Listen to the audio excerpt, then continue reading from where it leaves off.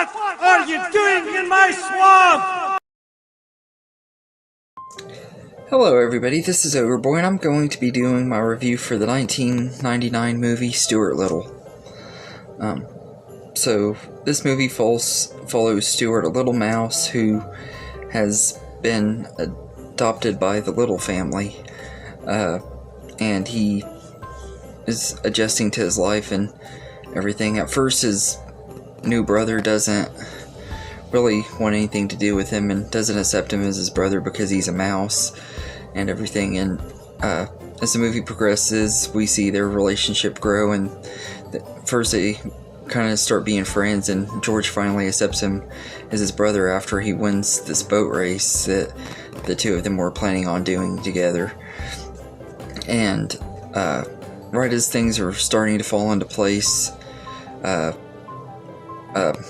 mouse couple shows up at their house claiming to be Stuart's real parents, and they take him away and everything. And it turns out that the family cat got some of his street cat friends to get rid of Stuart and everything, and they threaten to kill these mice if they didn't take Stuart and everything. And eventually the parents find out that the cats are wanting to kill Stuart, so that they tell him that he needs to go and everything. So Stuart is trying to head back home and everything, and also having to face off with these cats that want to kill him. But yeah, so that's pretty much the story of Stuart Little. But I have a lot of fun with this movie. It's been one of my favorite movies ever since it first came out. I saw it in the theater with my grandpa when I was 7, and I think it was the only time my grandpa ever took me to the movie theater where it was just me and him and everything. But it was one of my favorite experiences in the movie theater and everything. I absolutely love this movie. Yeah, I always have, and I still do. It holds up really, really well. I was kind of eerie that I was going to think it's too corny and stuff now, but it does have a little bit of cheesiness and everything, but I don't think it's near as corny as I was expecting it to still be, or to be now. The cast all works really good together, especially the humans and stuff. Like, they're believable as a family, and Gina Davis and Hugh Laurie play Mr. and Mrs. Little.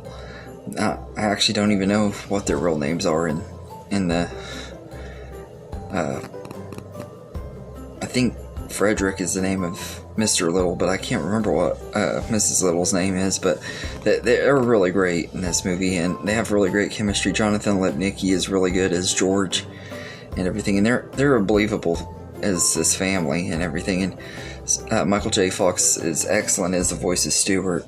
I think he fits the role perfectly. And then you get Nathan Lane as Snowbell, and he's absolutely hilarious and everything. He's funny in this one, but he's even funnier in the sequel, if I remember right, which I'll be reviewing later. But I think the whole cast in here just works really great, and that's what makes this movie work so well. And Stuart gets in all kinds of quirky situations and stuff. They're having trouble adjusting and everything because George, like I said, doesn't accept him, and he's the only person in the entire family that thinks seems like it's really weird that Stuart is a mouse and everything. Like, everyone else in the family just accepts him, and there's this part where George is like, "Are you all nuts? He's a mouse." And everything, but he finally comes around when Stuart ends up going into his room and playing and stuff. I really like how they built up their relationship in this movie. It was written really well and everything. It's kind of realistic too. I mean, I remember as a kid, there were kids at school that I didn't really think I'd want anything to do with, and I ended up becoming friends with. So it was kind of a realistic relationship and everything. If you remember when you were a kid and stuff with people you became friends with that you wouldn't have expected and stuff.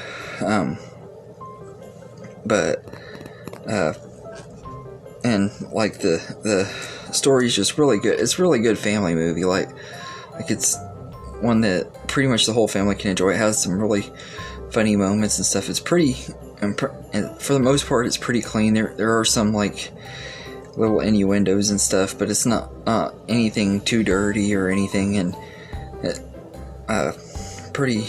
kind of has this wholesome feel to it as well, if that makes sense.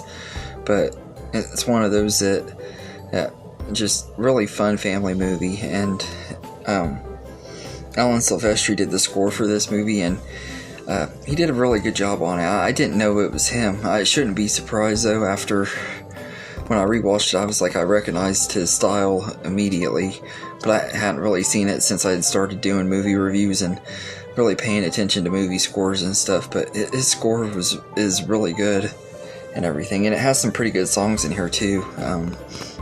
Especially the one that plays over the end credits that Trisha Yearwood did. I think it's called "You Are Where I Belong." It's a really good song. As a kid, I always thought that was Celine Dion, but it was Trisha Yearwood. Celine Dion might have did the song for the second one, and for some reason maybe I thought she did it for the first one too. But you got some really good other characters in here, like Monty, who's Snowbell's friend and stuff, that's making fun of him for being Stuart being a mouse with a pet cat and everything. Like that scene when he's laughing and stuff, it's just absolutely hilarious and everything, and it's infectious too, just the way his laugh is and everything. Steve Zahn was perfect in that role, and there's a lot of really funny moments and stuff, like when Stuart's stuck in the washer. That scene always cracks me up for some reason. And the boat scene is really fun to watch, and everything, and it's cool. I'm pretty sure they used actual animatronic boats and stuff for that scene, something that they would have just used CGI on nowadays. And if it was CGI, they looked really good, and I couldn't tell. And the CGI on Stuart has aged, but not near as bad as I was expecting it to. It holds up a lot better than I remembered it did. Some reason I was thinking that the CGI was going to be really terrible nowadays, but it holds up a lot better than I expected.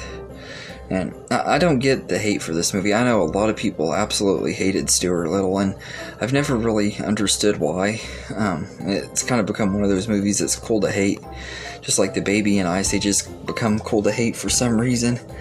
But I don't get the hate on Stuart Little. It's a really fun movie and everything. It's one of my personal favorites from my childhood, and some of it could be the nostalgia, but I don't think it's really that. I think it's just that I legit love this movie. It's kind of like other movies I grew up with, like The Wizard of Oz and stuff. It's just one of those that feels timeless. It doesn't feel like it gets old or anything. So yeah, so I'd say I'd give Stuart Little a 9 out of 10. It's a really great movie and everything. It still holds up really well, and it's a fun family movie. If you have kids and stuff, it's definitely one that they probably enjoy too.